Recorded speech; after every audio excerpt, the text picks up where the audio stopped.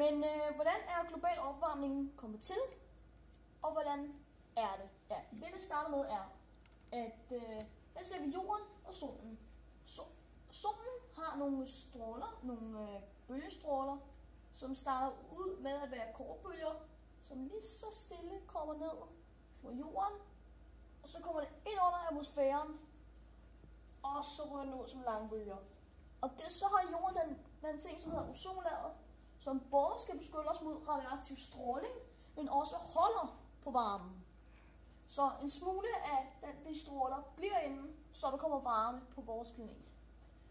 Det der problemet er nu, at når fabrikker og vores biler, fly osv.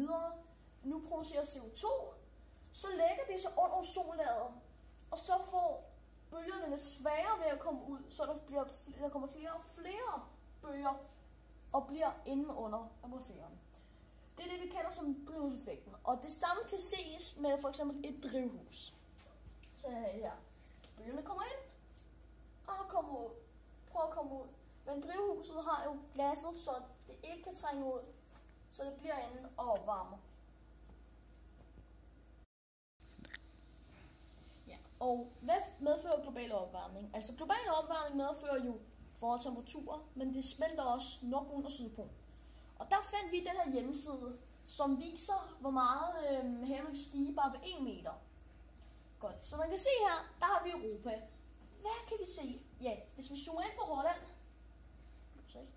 så kan man se, at det er oversvømmet meget af kysten, fordi Holland ligger jo meget under vandet. Så deres diger, de har jo, altså de skal forestille her, at digerne ikke er udviklet, som de nok har været. Men det er så det, der vil ske meget Hollands kyst, specielt næsten hele Amsterdam, hvor oversvømmet. Hvis vi så zoomer lidt ud og går op til Danmark, så kan man se, at Vadehavet generelt, noget af Vadehavet her, er helt væk. Og også flere af de danske øer. Sjælland begynder allerede til vand. Hvis vi så zoomer ud og går ned til det Kaspianske hav, så kan man se, at der er en enorm oversvømmelse, fordi det ligger sådan også under havets overflade. 1 meter, måske nogle gange 2 meter over havets overflade. Men bare ved 1 meter kan man se, at meget af den her del er oversvømmet. Og hvis vi også zoomer ud igen, så kan vi kigge ned ved Bangladesh, en smule oversvømmet. Men i fremtiden vil der så være meget større oversvømmelser, fordi at Bangladesh også ligger under havet. Og hvis vi så sætter den op på den højeste, vi kan, 60 meter, så er verden uigenkendelig. Vi kan se, at Danmark er blevet til mange små øer. For eksempel i Jylland er det blevet det er en forfærdelig oversvømmelse. Store byer som Berlin, Paris også, Amsterdam, London, Paris, steder som Rom. Og hvis vi også zoomer lidt ud og går over til Asien igen, kan man se Beijing helt oversvømmet. Går vi lidt ned, Bangkok, Singapore, mange dele af de små øer. Så zoomer vi smule ud og går ned over til Amerika. Der kan man se meget Florida, og østkysten er helt væk. Der bor også omkring de der 100 millioner mennesker. Og alle de her oversvømmelser vil medføre, at omkring 1,5 milliard mennesker kommer til at være uden hjem. Og der vil være en hel masse flygtninge fra de oversvømmede lande. Og der vil blive kaos i vores verden. Okay, så jeg kan snakke lidt om Nordpolen og Ishavet. Vi starter med fakta. Det geografiske Nordpol ligger på 90 grader nordbredde, men der findes også en magnetisk Nordpol. Den ligger i øjeblikket i Canada, men den bevæger sig mod nord med en fart på ca. 50 km om året. Danmark har som det første land i verden gjort et krav på Nordpolen som en forlængelse af Grønland, fordi Grønland ligger lige op til Nordpolen. Nordpolen ligger også over trægrænsen, så der kan ikke vokse nogle træer på Nordpolen. Der er i alt 8 arktiske stater, det vil sige, at der er 8 lande, der har deres grænse inden for Nordpolen. Der er 10 grader om sommeren og minus 80 om vinteren. Det betyder, at Nordpolen ligger i den polare klimazone. Der er også en midnatssol på Nordpolen, det vil sige, at der er sol døgnet rundt. I vinterhalvåret ligger Nordpolen væk fra solen. Det gør, at den ligger i konstant mørke året rundt. Det hedder vintermørke. Ishavet ligger rundt om Nordpolen og har et areal på 14 millioner kvadratkilometer, som der cirka svarer til Rusland. Mængden af havis varierer meget mellem sommer og vinter. Om sommeren dækker isen omkring 5,9 millioner kvadratkilometer, mens udstrækningen kan være det dobbelte om vinteren. Tykkelsen på havisen varierer på samme måde, men kan nå op på 2-3 meter. Albedo betyder solens reflekterende evne. Et hvidt isdækket landskab, ligesom på Nordpolen, har en høj albedo på ca. 85%, mens vand har en lav albedo på 7%. Det vil sige, at isen reflekterer 85% af solens stråler, der rammer isen, men vandet reflekterer 7%. Det gør så, at vandet bliver varmere, og isen smelter. Dyrelivet på Nordpolen. Der bor hvalrosser, isbjørne, leopardsæle, hvaler, lemminger og andre ting på Nordpolen. Hvis isen smelter på grund af drivhuseffekten, vil det skade alle dyrene på grund af, at de ikke kan bygge en rede på isen og yngle.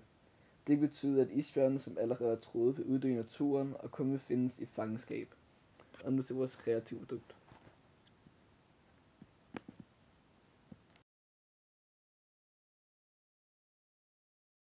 Jeg vil tale om Sydpolen, hvor jeg vil komme ind under fakta, isen smelter og dyrelivet på Sydpolen. Fakta. Sydpolen ligger 90 sydlig længde og 0 bredde. Sydpolen er et af de koldeste steder på jorden, hvis ikke det koldeste. Det blæser altid rigtig meget. Der er målt vindstød på op til 100 meter i sekundet. Det svarer til 360 km i timen. Antarktis er ikke bare is og sne. 3 km under antarktisk overflade er der bjerge og klipper. Den gennemsnitlige tykkelse af isen er 2.800 meter. Antarktis er et kontinent for sig selv på 14.200.000 kvadratkilometer stort, og dermed det 5. største kontinent på jorden. Om vinteren kommer der havis rundt omkring Antarktis. Havisen er i gennemsnit 3-4 meter tyk. Havisen har et overfladeareal på 2 millioner kvadratkilometer, så om vinteren er Antarktis mere end dobbelt så stort, som den er om sommeren. Den laveste temperatur på jorden er målt på Sydpolen og er minus 89,2 grader Celsius, og den gennemsnitlige årstemperatur er minus 57 grader Celsius. Sydpolen blev opdaget i 1821 af Edward Bransfield. Det er næsten umuligt at opholde sig på Antarktis. Man skal bruge noget meget specielt tøj, hvis man skal være på Sydpolens overflade. Det blæser også for meget. Det kan være svært bare at holde sig oprejst. Løs sne vil blive taget af vinden og flyve rundt, så det vil være meget nemt at miste orienteringen. På Sydpolen er dagene og nattene ikke som vores i Danmark. Der er midnatssol 6 måneder om året og mørkt de sidste 6 måneder. Isen smelter. Der er så meget is på Sydpolen, at det vil få enorme konsekvenser på resten af jorden, hvis den skulle smelte. Hvis al isen på Sydpolen smeltede, ville vandstandene stige med omkring 60-70 meter. Rigtig mange lande ville være under vand. Millioner af mennesker ville være hjemløse, og det ville være svært at finde et nyt hjem. Det vil også mindske vores ressourcer på jorden. Der vil være begrænsninger på, hvilken mad vi kunne spise. Måske vil der ikke være nok mad til alle de hjemløse mennesker. Temperaturen på Sydpolen stiger ikke i øjeblikket, men man ved, at vi er nået til et vendepunkt, hvor det vil begynde at blive for varmt for isen. Isen begynder at blive ustabil, og lige så stille begynder at smelte. Fra 1946 til 1996 steg temperaturen på Sydpolens halvø med 3,5 grader. Det kan godt virke som en lille ændring, men det er en stor nok ændring til at få isen til at ændre sin form og blive sat i bevægelse. Når isen smelter, vil der blive et større areal med vand. Vandet har en relativt dårlig albedo, så mange af solens stråler bliver fanget i vandet. Det vil få vandets temperatur til at stige, og så vil den hastighed, som isen smelter på, blive øget. Dyrelivet på Sydpolen. Dyrelivet bliver også påvirket, hvis isen smelter. Så på Sydpolen lever der pingviner, sæler, søløver, spækhugger, hvaler og dyreplankton såsom krill. Hvis isen begynder at smelte, så ville søløver og pingviner ikke kunne leve der. Spækhugger ville heller ikke kunne leve der, fordi de spiser søløverne. Hele fødekæden ville blive negativt påvirket, hvis et dyr forsvandt. Hvis et dyr forsvandt, ville det også påvirke de andre. Man kan sige, at dyrene afhænger af hinanden, af hinandens tilstedeværelse. Spækhuggerne ville blive nødt til at finde et andet sted at holde sig til, men det er lidt nemmere sagt end gjort. Det kan være svært for store dyr, såsom spækhugger, at tilpasse sig nye vande.